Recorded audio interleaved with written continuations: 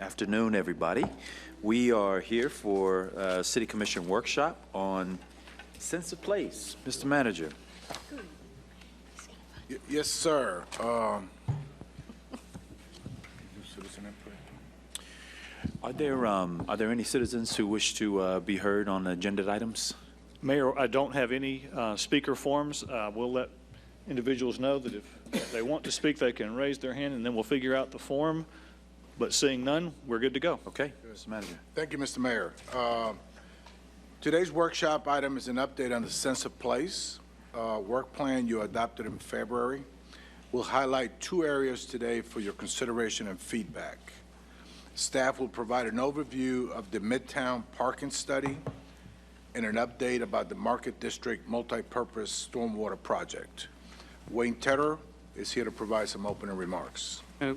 Good afternoon, Commissioners. As Rick stated, we're going to focus on our sense of place areas, even though your agenda item has an update on all the sense of place areas. We're really going to focus on 2 things. In February of this year, you asked staff to bring back a parking analysis or a parking study of the Midtown area, and we have that we will start off with tonight or today. And then we'll move into, as the city manager pointed out, a discussion of just a quick update of what's happening at Market District. Staff has identified some concepts that we want your feedback on for the Midtown area. We're just kind of throwing a lot of stuff out there, getting that feedback. But we also are asking for a little bit of direction. In your agenda item, our recommended option is to allow staff to work with the development community where appropriate to consider a public-private partnership for parking. Of course, any of those studies or ideas or concepts would have to be approved by you at the end of the day. So we know that there's a number of folks interested in this concept. We know there's a number of folks that are being held up from moving and to intensify the district until there's more parking that satisfies the needs in and around that area. So with that, I want to introduce the staff. I'm not sure who has presented to you before, but we have Jeremy Floyd. He's the lead planner for our urban design team in the planning department, and we'll just take it from there. All right, good afternoon. I'll go ahead and just jump right into this. Everybody hear me okay? Yes. Okay. When we first got into this thing, we started to look at and try to figure out what the problem is that we're actually trying to identify and solve here.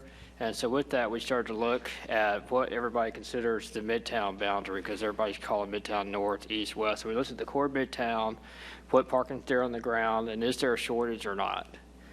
And with that, we started to do a research on the non-residential square footage. And if you look at this, it's kind of the breakdown here. It's about 1.7 million square feet of non-residential today in Midtown existing. And this is the boundary area right here, the purple. If you look up here, there's Food Glorious Food is right about right there, that intersection. You got Raw Middle School, Northwood Center right here. And that's kind of the Midtown point right there. And that's what we've kind of considered the Midtown boundary for our study area. It's pretty consistent with our placemaking. And in here, this graphic right here, we zoomed in a little bit because this blue here is all the non-residential areas. Now, you notice like Lake Ella is included here, some park areas. Lafayette Park here, because it shows up on GIS as non-residential. But a lot of these blocks here is all the commercial, residential, and so that's where 1.7 million square feet is concentrated. And Whole Foods is right up here, just off the map. And then we started to look at the parking and see what the parking is. Now, it's a little bit unrealistic to actually count every individual parking space, with staff time. So we took a very educated guess, and we came up with about 9,000 to 10,000 parking spaces. About 400 of that is on-street parking. The remainder of that is in parking lots, private parking, things like that. But there's 400 on-street parking spaces, roughly today. And so, with that, it's all distributed throughout the district. A lot of it's concentrated in large parking lots, Lake Ella, Whole Foods, and some of the other larger parking lots. And then here, we started to look at the zoning here. If you look at this right here, this is CU 45. That's our second highest intense zoning district, second to Central Core, which is downtown.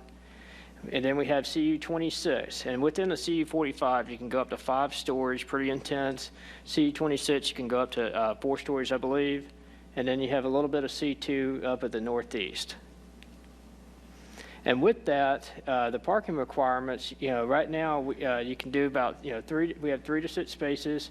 And then with the parking, if someone comes in to do new development, redevelopment, with the code MMTD, you can do 65 to 75% of the required parking. And we try to encourage reduced parking, shared parking agreements, off-site parking, because you can count any parking within 1,000 feet of your site. So we really try to encourage that partnership when folks come in and help them find creative solutions to their parking. And then we throw this in here just to remind folks, because we have developers, realtors, everybody come in all the time, that parking dimensions are just not flexible. Parking space is 9 feet by 18 feet.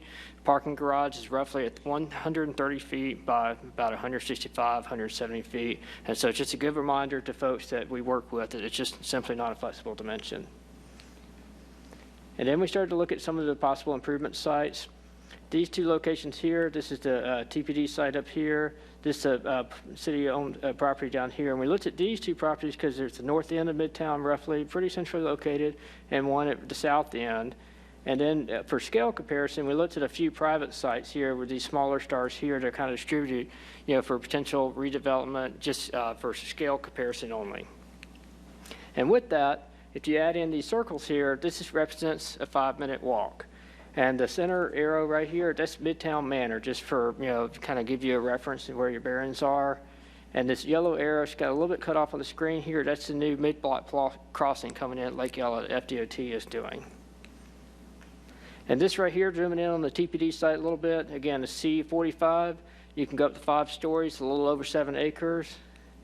And right now, it's a good site to kind of look at for the possibility because it's got 5 existing access on, on 3 sides. And if you look at it, it's all secure right now, but we started to look at this parking lot back here. It's just a very large area. It's roughly 180 spaces out there existing that the police department uses for, their number of uses. And so we started to look around the site and we realized, you could put a parking garage right here. And if you go up 3 levels, you could get about 190 spaces in that. And that will allow you to do a couple things. You could basically take everything that's on this site here, move it to there, redevelop this, potentially, come up with some other parking solutions, and then either move all the functioning day-to-day TPD operations back over here and make this a public garage, or you could just, keep it there permanently and make it a secure TPD facility. You got a lot of options with that, but that's, that's when we really started looking, well, we got a lot of potential here. And then if we go to the next slide here. It's only about a block from the senior center, correct? I'm saying, I didn't understand you. Street Across from the it. street. Across the street. Yeah, and the senior center should just pop up right up here in the next slide here. This actually, just a matching study here. If you go back, that's where we were talking about the parking facility here. Granted, there's some utilities that have to be relocated. That's the gas station on the corner. But if you were to drop a 5-story structure in there for parking, this is roughly the massing you would have. You can bring it right up to the setback, which is just behind the sidewalk. And that's pretty much the scale of how it would sit on the street. And then kind of going back to here, this is just basically the TPD parking lot, the facility right here. And if you take this rectangle here and start to kind of play with it on the shapes of the back of the site, you can see how it starts to break down in these little modules here where you could do a mixed-use facility or, parking garage or any other type of redevelopment. And we really started to rethink this south edge to Lake Ella here, because right now it's green space, it's parks and rec, but it's not a real active area that the general public uses, aside from the restroom facilities. So we started to look at it. If you look at the grade change, there's about 10 feet of change from the street level up to this parking lot level. And we started thinking, if you're on the 2nd floor or the 3rd floor of the building, you'd be able to see over the trees and have a great view of Lake Ella, on up to 5 floors. So we started to, really start to play around with this. This is existing senior center here for reference. We got the mid-block crossing coming in. And so we started to look at Lake Ella Drive itself, and right now, it's, the automobile is the priority on the street just by design. And we said, well, what if we were to transform that street where the pedestrian is the priority and automobiles are allowed to encroach into that space to park and traverse through there, but the pedestrian is the priority, and really start to rethink that relationship there. With the grade change, you could come in here and actually enter on, bottom floor of any type of, parking facility and just be completely underneath everything. And so we started, look at that, and this is the existing conditions here now. You can see the grade change. If you go over to Officer Ponce Way, just another view here, you can see if you get up to about second floor, maybe third floor, you're going to end up right here in this area, just above the treetops there, and it's a great view. And then as far as compatibility, scale, the existing facility is 3 stories above parking. So you're looking at about 3.5 to 4 story height here because it's a little bit underground there. If you look across the street, you got 2 to 3 story facilities, which are close to the end of their lifespan, but they're still there, just been repurchased. But they're elevated on grade, so if you drop a 5-story structure in there, it will not be out of scale with the surrounding contacts.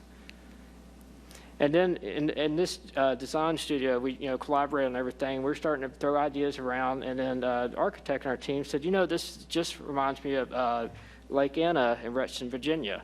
And granted, this is a brutalist style architecture done back in the 70s, 80s, but the common theme is they've given a hard edge, to one end of the lake, and you've got this lot of activity because you got Lake Ella. If anybody knows, on any given day, the trail is very crowded, and this should give an area for folks to just, sort of spill over into, and really activate that south edge to the lake. And then, some other ideas we threw out there. Is there an opportunity for play areas over that existing green space? This is more of a mixed pedestrian automobile style street, given a hard edge with a mix of landscape here.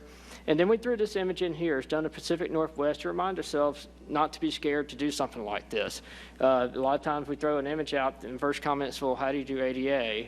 In this scenario, if you look along the far left side, that's the ADA route. It goes up and down but meets grade, but a person with limited mobility and wheelchair still gets the overall experience. And then they kind of gradually step up 4 levels up to, you can see where the kids and young adults are playing. Again, just moving on to this is the other city-owned property at the south end of Midtown. We've looked at this previously. It's the former pay station.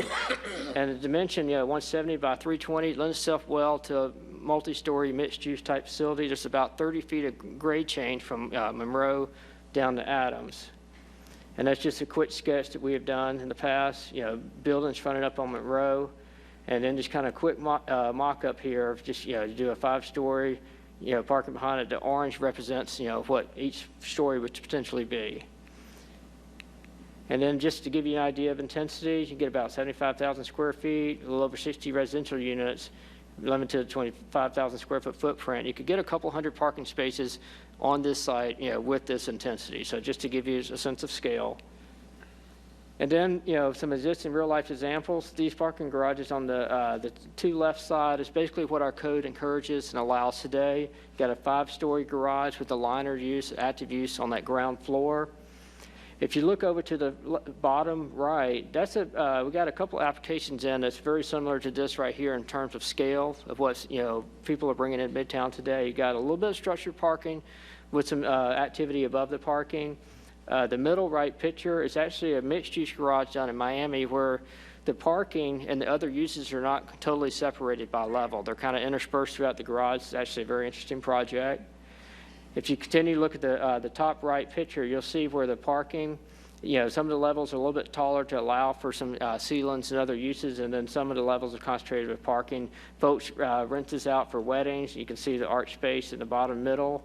And so it's an interesting, concept that, we just saw we'd throw in there. And then kind of bringing it on to the bottom left, we started looking at what folks do in more intense areas. We started to look at this carousel parking.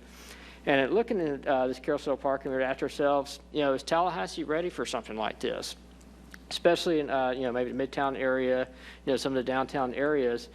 And we started to look at the pros and cons, and one thing we noticed is it gives you a lot of flexibility to design because you're not limited to that parking garage dimension. A lot of these are set up in modules. You can see each one of these bays in the top right, that's where you pull in, and it's kind of a self-contained tower, and then they put another one next to it, and just designed to fit there in the site. And you basically pull up, swipe your credit card, walk away.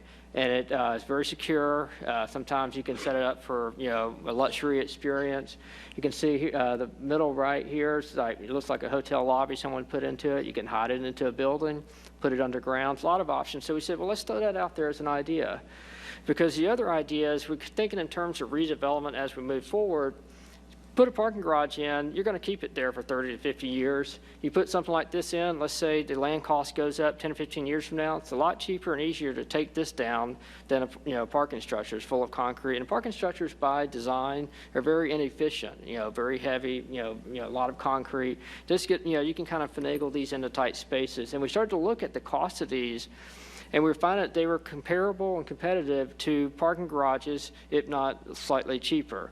Because there's a per cost space, that you have to look at. And we were finding like a $15,000 and $20,000 number with this versus parking structure. Sometimes you're at $20,000 up to like $30,000 per space, depending on the site constraints. You can make these secure. You can station a security officer. Your car secure. You don't have to worry about vandalism. Late at night, you don't have to worry about, single women, young ladies, elderly adults, isolated in the deep caverns of a parking garage all by themselves as everything's up, secure, and opens. And going this, we're moving on to some scale comparisons. I'll go through these quickly here. This is actually the new brass tap right here. It's TMH. This is formerly the front porch, now I believe it's called Table 23. And we've got a lot of inquiries about this site. So we looked at this site here. We looked at the site across the street behind Table 23. The clicker will help me out here. Point it back over to get it closer. There we go. We looked at both of these sites were just a little bit too narrow. But if you basically were to bring TMH into the picture, if you get about another 10 or 15 feet off of this property right here, which means taking 15, 20 feet or so off their building, then you could start to do a mixed-use parking facility here. And so we got some other slides to kind of touch on the connection between brass tap here in a minute, but that's a street view there. And these are my kids here, and I brought them up to the sidewalk here because it's really interesting. It's a new development. The sidewalk comes up here, and I got a 4 or 5-year-old, and that's my daughter, asked me, how come a sidewalk comes up to a fence and there's no gate, but rather a post in the middle of the sidewalk? And I said, that's a very good question. And so we got to really start to look at the, pedestrian and connectivity. And granted, this fence was put in after this development, but it has created a situation, you see the post there, that has created some other issues. You look, this is a trail here, and if you go out and do trails in the woods and stuff, you hire professional trail builders, and they put a lot of effort into doing a bench cut trail like this for drainage. Those are my footprints, by the way. Okay. But in the year's time, just sheer foot traffic has actually worn in a nice bench cut trail right there, and you can see the trees are worn a little bit smooth from everybody putting their hand on the tree. That's me personally standing right there just after a cement truck passed close enough. I probably could have given the driver a high five if I'd offered it. And you can kind of just see, we were kind of looking at that created a little bit of a dangerous situation. And granted, most of the folks that are going back this way, is after a little bit of time spent at happy hour going back to their parking. And then we got a short little, see the demonstration. I can't think the video to come up, but this is actually Devin here does a little walking demonstration, actually going along the trail, and then you have to hold on to the end of the fence so you don't fall out on the gats and going around the fence there. And then this is just a site behind Table 23, another aerial view. And then this right here is Midtown Manor here. And, one site we looked at here, it's got a lot of room here. You could really put a lot of intensity here between the buildings. It's attached from one building to the other. Talcors in that office there, they obviously understand real estate very well, just about better than, anyone in town. You got Midtown Manor here. So this is, probably an opportunity to look at for future conversations for potential scale comparison, public-private partnerships. The other site we looked at here, this is Tallahassee Board of Realtors, and one thing we looked at this site here, it's got a nice rectangle. It's perfect dimension there. Got park across the street where folks would actually park there and go to the park. We've got Fifth Avenue, which is a placemaking project that we've spent money on, did a nice job and have previously, and it just makes sense to kind of build upon that. And then the rest of this orange is all owned by Tallahassee Board of Realtors in addition to this rectangle. So, you've got a good half a block here. And you've got a small army of realtors, I'm sure, would be happy to, assist in trying to potentially facilitate any type of partnership. And then this is the lot that we were looking at for the parking garage across from Lafayette Park. And this would be, roughly like a 3 to 5 story massing structure there. And that's just another view off Gadsden. They got a number of driveways, underutilized lots. And then it's actually Fifth Avenue Plaza right here. That's their one-story office there. And again, they're zone C45, so they can go up to 5 stories there. And all their properties just under 2 acres.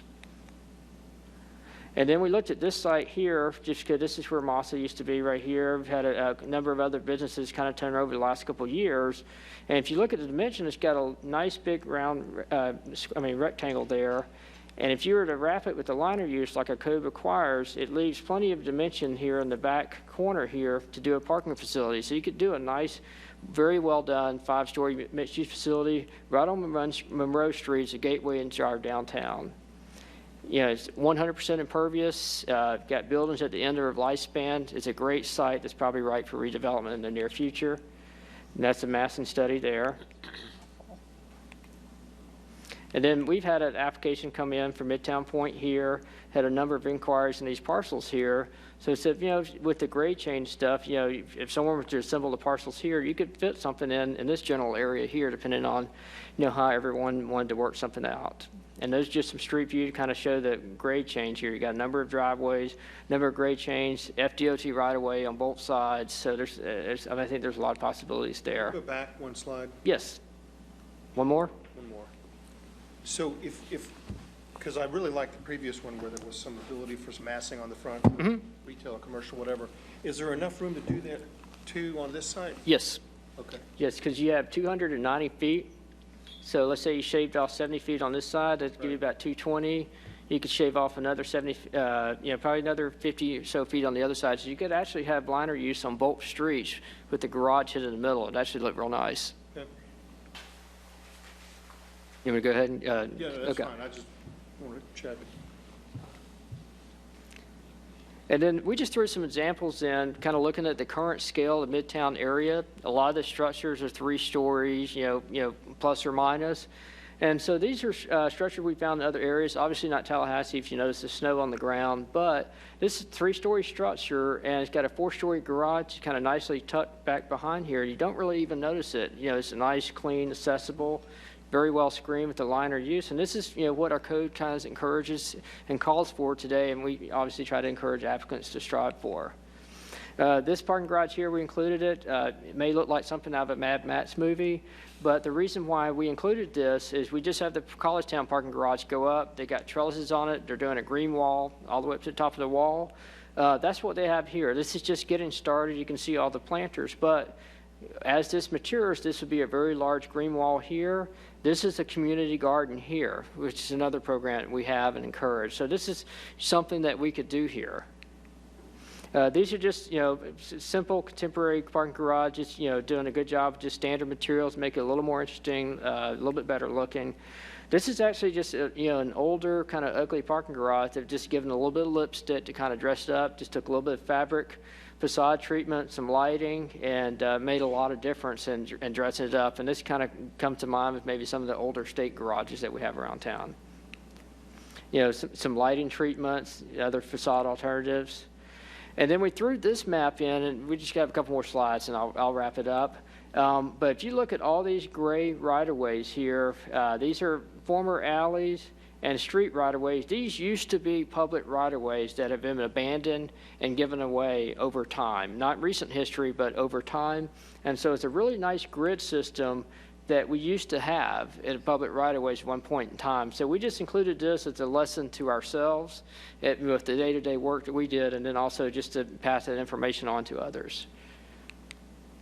Again, this just kind of recap. This purple is the Midtown study area we have. That's Midtown Point, Lake Ella at the top of the screen. These are the sites that we just went through. That's the TPD station, the other city-owned property there, and these are the private sites that we just included simply for scale comparisons. And then that's the mid-block crossing FDOT's putting in, and these are the pedestrian walkability circles. And you can notice, if you take this 15-minute quarter-mile walk, put it here, you can walk to the heart of Midtown, vice versa, and then also down to the point. And so this is the last slide here. And so we started to ask ourselves, how does this help us? What does this allow us to do? One of the common questions we get when applicants come in is that I want to put all this stuff on the site, but I can't get the parking on the site. I can do the reduced parking requirement, or I can do off-site, but I have a business that wants to come in and require X number of parking spaces, X feet from the front door, and we try to work with them, but if we can find parking solutions that are creative and shared, it can allow a little more square footage intensity for, developers to do more infill development, within this area. And with that, I'll just pass it on back to you guys.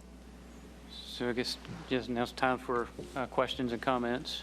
Well, on the last slide, when you were talking about building the parking garage and having the businesses be able to access that, would it be sort of like a stormwater pond where it's a regional facility and they buy in as they come online? In other words, they have to buy into the use of the parking garage so that we could somehow recap our investment over time? Well, that's something else we're working on, as Judy Donahoe from the real estate department is working on a consolidated parking plan for the city. We're looking at technology that is the same for all public parking so that our customers get used to a system and it is applied citywide. So if we're talking about things like that and it's truly public parking, maybe it's an opportunity for us to continue that same type of technology. However we structure those deals, it could be, quite frankly, something that is profitable for a developer to come in and do. So you say metered parking, basically, is that what I mean, or that type of thing? Yes, there would be a parking pay solution that would have to occur for it to be. This would become a money-making. It could be potentially a money-making thing. That is correct. And if you think about it, you go back to the numbers Jeremy produced for those less difficult structures, $15,000 to $20,000 per parking space.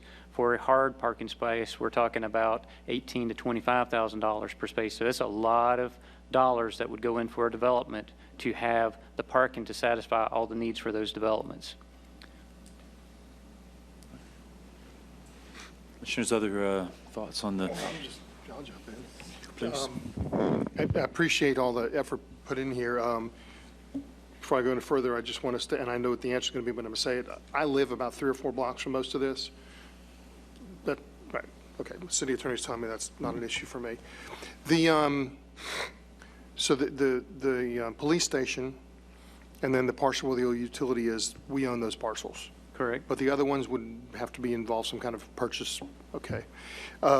For me, just simply because of some of the developments we've been hearing of, and also our discussion about improvements to Adams Street, and I know the Grove is essentially right across the street on Monroe, is for me that site that I asked you to go back to look at potential, some massing on the 2 sides on Thomasville and North Monroe. That seems to be more centrally located to a lot of potential development that there is. So if we had to prioritize, for me, that would be my first choice. And if I had to make a second choice, it would probably be the other one on Monroe. Where Massa is? Yeah, the old Massa site, if I had to do that, which I just did. So we can, probably good to say.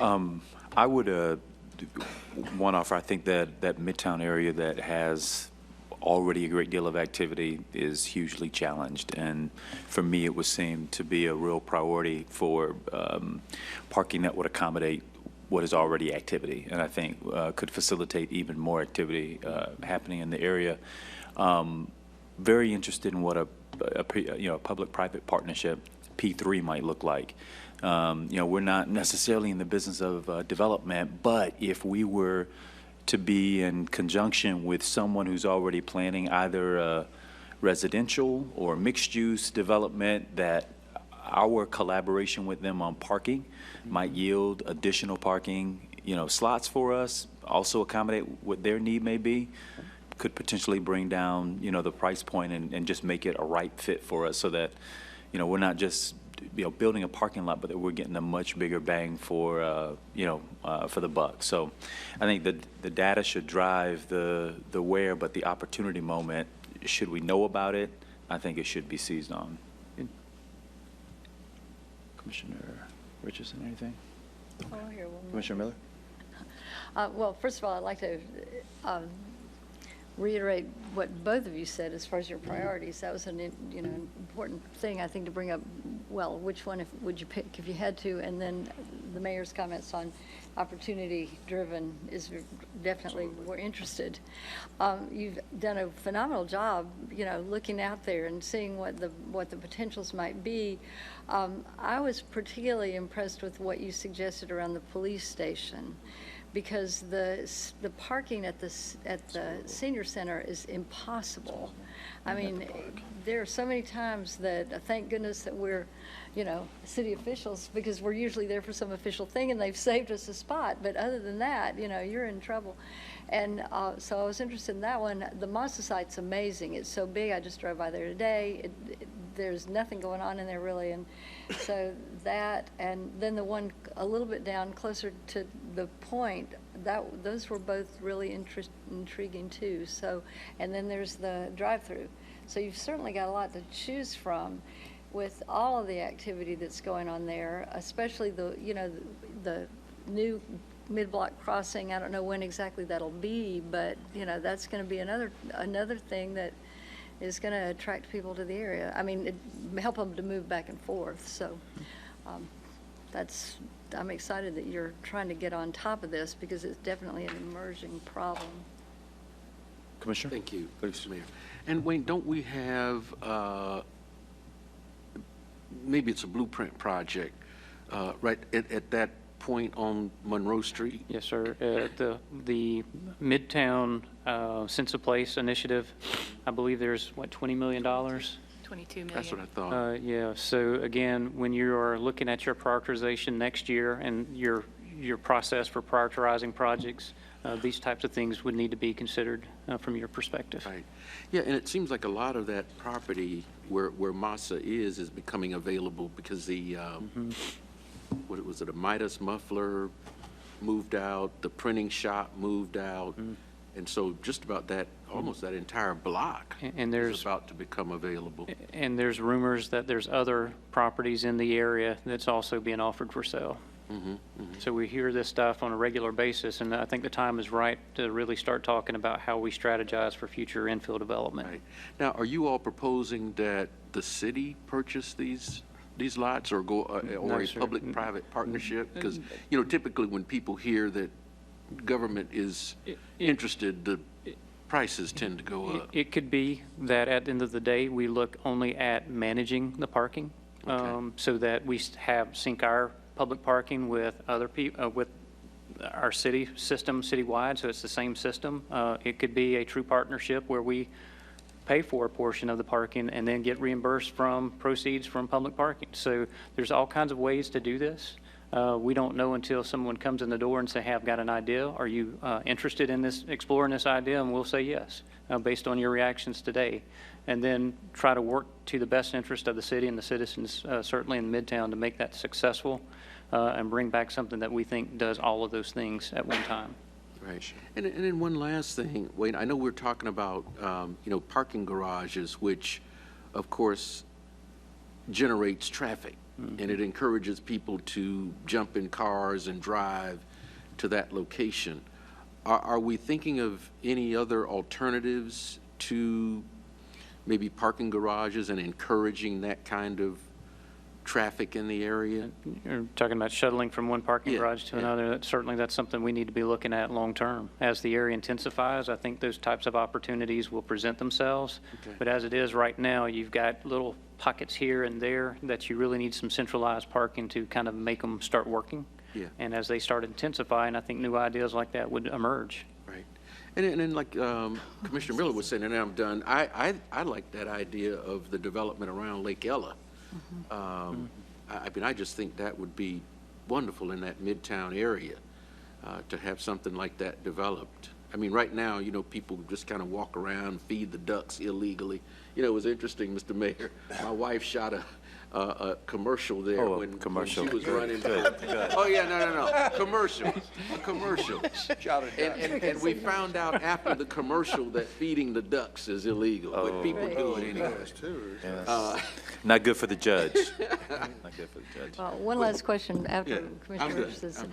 Well, first of all, I wanted to say somebody should suggest a trolley to shuttle those people from parking lot to parking lot. So, when you mentioned blueprint, that did bring on the broader view of the whole area and improvements to the sidewalks. Remember that in that blueprint discussion, that is a worsening traffic problem by the minute. I mean, you've got all those lanes on Thomasville and even Monroe that just are narrowing down going through that area. So if when you're looking at redevelopment of any of these properties, please consider some miraculous way. I think you really need some traffic guru sent from on high to come down there and tell you how to handle the whole thing. But definitely take advantage of other opportunities to move people around, both on foot and in cars, when you're looking at these opportunities that might come across your desk. You know, it just occurred to me that could even promote the Segway and pedicab business in that area, even and help, small businesses in that respect, rather than, encouraging even more traffic to come to the area. Yes, sir. Just, looking at some alternatives like that, maybe. Commissioner, so we didn't include a recommendation on the police station, but if it is something that you want us to pursue a little further, take it to the next step to see what the possibilities are, we can certainly do that. Certainly, there would be a lot of coordination that would need to occur with the police station to make sure, the police department, to make sure we get all of their needs finished out. But we could look at both those sites we showed to determine whether or not we could do a parking garage on one, maybe a parking garage and redevelopment on the other portion of it. Commissioner Ziffer? I completely agree with what the mayor's comments were, and that is if we know there's development nearby, P3 option for me would be preferable, clearly. I've stated what my preferences would be, but if it happened to be somewhere else, that would be a major concern. But the bottom line for me is I'd hate to have another garage like the one we have on Tennessee Street, the old Federal Building, just a big ugly garage. We And that's agree. why I'm real concerned about having massing of some retail or commercial component on sides so that you don't even see it. No matter what we do, that would be, particularly in that area, I think the last thing we want to do is throw up some large parking Concrete. structure where, you're right, Yeah. unattractive. Yep. Thank you. Thank you all. I know we have another issue. Yes, sir. So I guess now if we can turn it over to Jody and he can give a quick update on the Market District.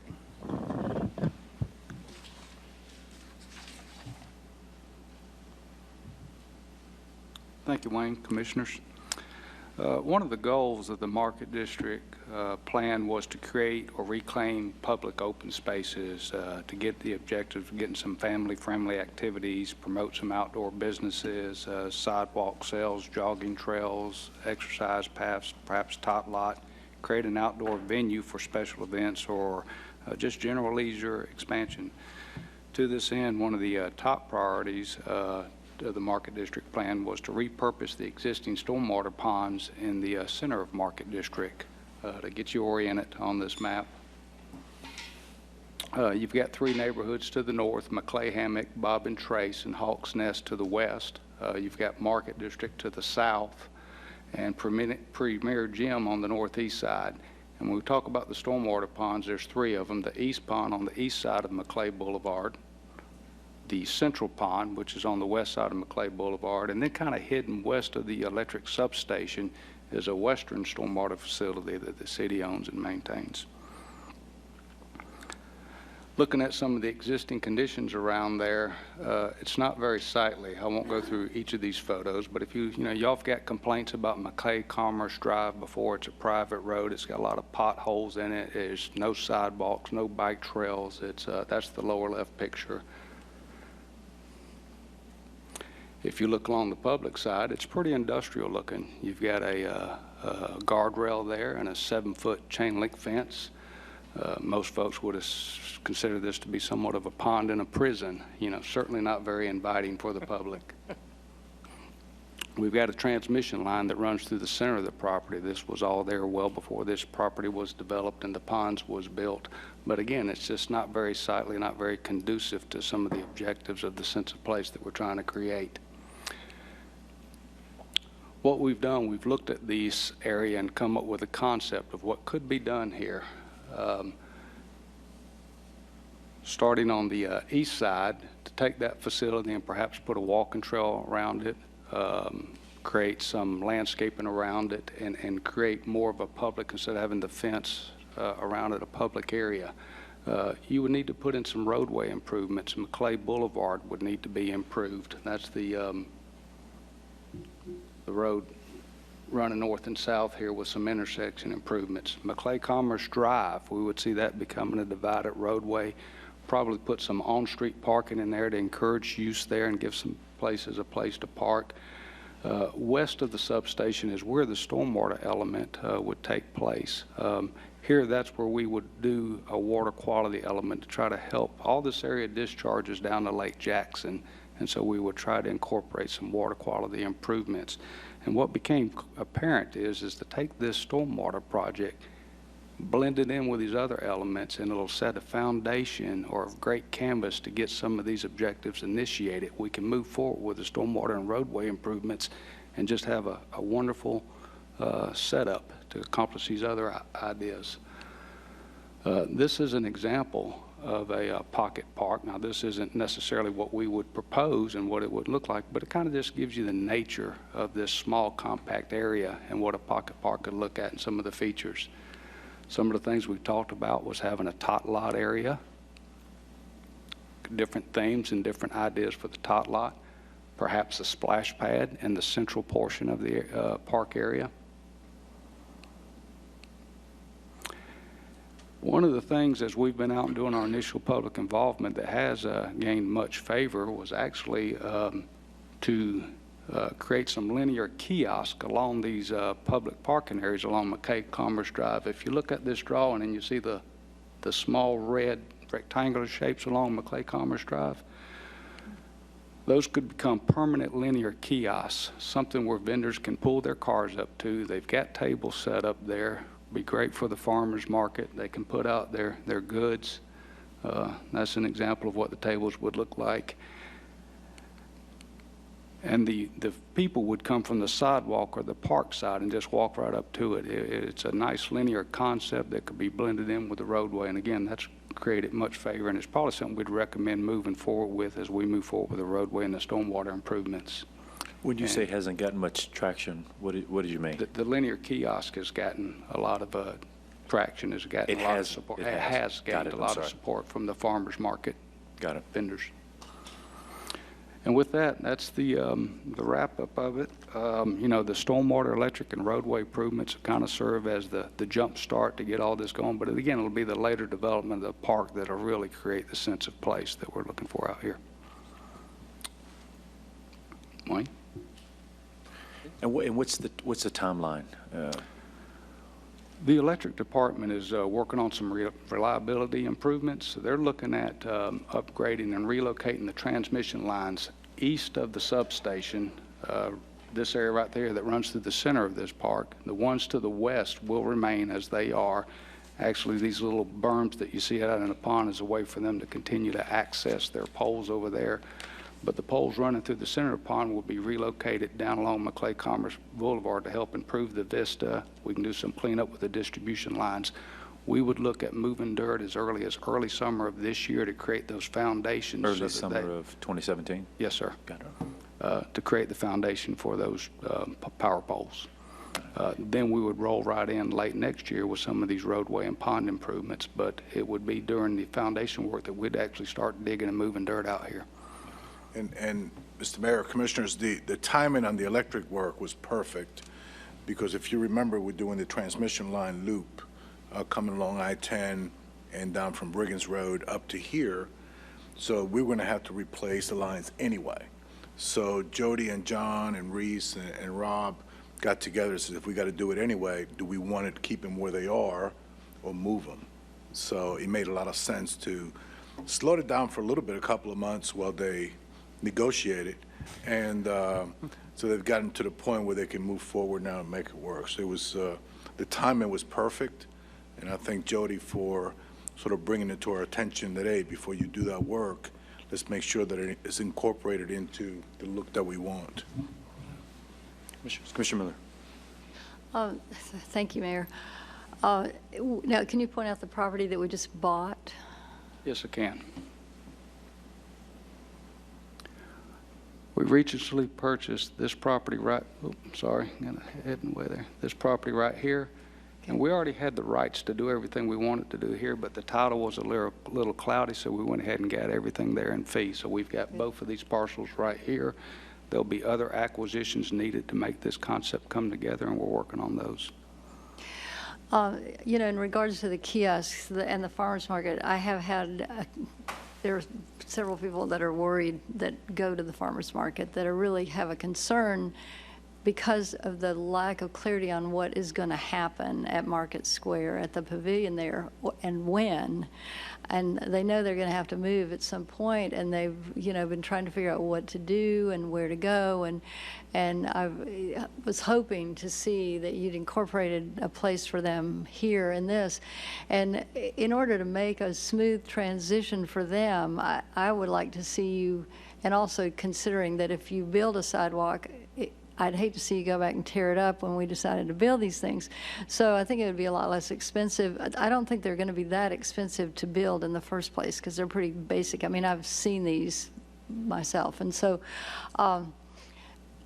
so flexible, so easy to use. And I think that that would be a great place for them to be, and that could go ahead and get them moved sooner rather than some unknown time in the future. The other thing is that lack of clarity on what's going to happen there at Market Square is making a lot of the folks up here very nervous. And I think that seeing progress on this is going to be, well, if already you kind of see the momentum shifting to basically, I guess it would be the north side of Timberlane Road as opposed to the Market Square area where the Commerce Center started. And so I think that it's going to be something that'll give a lot of reassurance to the vendors that are there. I mean, it's an area that's doing really well, and Bill Cronin's certainly doing well. He just sold, one, and that's just driving business to all the rest. And we've got Vertigo and, some new businesses up there. So I'm really happy to see this, and you all are planning on making some progress fairly quickly, it sounds like. Yes, ma'am. And about your kiosk comment, the nice thing about that linear, it's not going to paint you in the quarter with what you want to wind up doing later when we define what exactly is in the central part of that park. When we get done, it'll be an open space. It'll be an area that we can come back in to do some of these things. But with the kiosk being up against the roadway there, which really serves it well where the vendors can pull right up there, Right. It doesn't, again, paint us into a corner at all. Good. If I could suggest, because Commissioner Miller, I think I'm probably visited by the same folks. Have we engaged them at all about what we're trying to do here? So if there are any suggestions they might have, we would get it before we started actually doing something. In other words, they're right now they're used to being this kind of in a rectangular area where it's not that far to go from one vendor to the other, but this is substantially different because it's one long row, which is a very different makeup.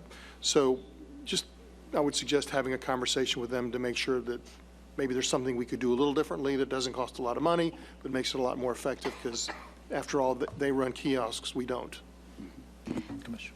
I also wanted to ask you if you've worked with the people at Premier, because I know when we talked about this before, we talked about, well, obviously, this is right up next to them, and that's their discharge pond, correct? Actually, their water goes to the west facility, but they do own the east facility, and we are in Right. conversation with them. So I'm sure that, I mean, this is really an opportunity as a Premier member, and I think maybe some of the rest of you might belong to Premier too. The idea of being able to go outside and do a trail, just do your walking outside instead of having to go round and round and round and round in the building would just be wonderful. And with all the space, it seems easy to eventually, or will fairly quickly put at least a modicum of trail space out there. So is that something you've been talking to them about? Absolutely. We've got about a quarter-mile trail around the eastern facility. We're looking at other connectivity around there as we move forward. And going back to the farmers market folks, we've had some initial talks with them, and very promising. They really, they want more. They said, hey, if we had more space, we could certainly fill it up. There's Okay. that type of demand. Good. Well, they are worried. I know they're uncomfortable about, not knowing has really been a concern. And they're trying to get on top of their future space now so that they're not caught in a crunch, because a lot of them really depend on that, you know, for years and years and years. That's been where they've come on Saturdays. So I'd like to nip that, you know, put that assurance out there that they will have a place to be. All right. Commissioners, any other questions, staff, on this? Mr. Manager, anything else on this item? No, sir. Wayne? No, thank Nothing else? Thank you all for your work. Well, you know what, we probably. Was there so an action? I'm sorry, I Commissioner. did have a recommended option, probably needs to be modified to have the discussion on the police station. Option 1 included conduct a workshop and also authorize staff to work with private developers where opportunities arise for partnership to provide additional public parking in Midtown, knowing that any of those opportunities would have to come back to you for formal blessing. Is there a motion? Move option. There's a motion and a second to move staff recommendation. All in favor, let me know by saying aye. Aye. Those opposed, no. Motion passes 4-0, and we are in adjournment. Thank you, Commissioners.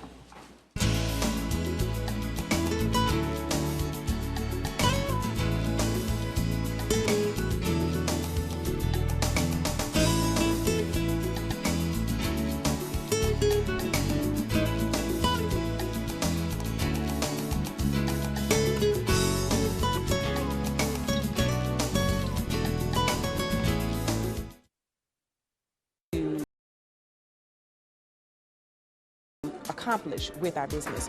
One of the bits of advice that I often give people when they are considering starting a business is really figure out if this is something that you actually enjoy. You have to have a passion for what you're doing so that that can sustain you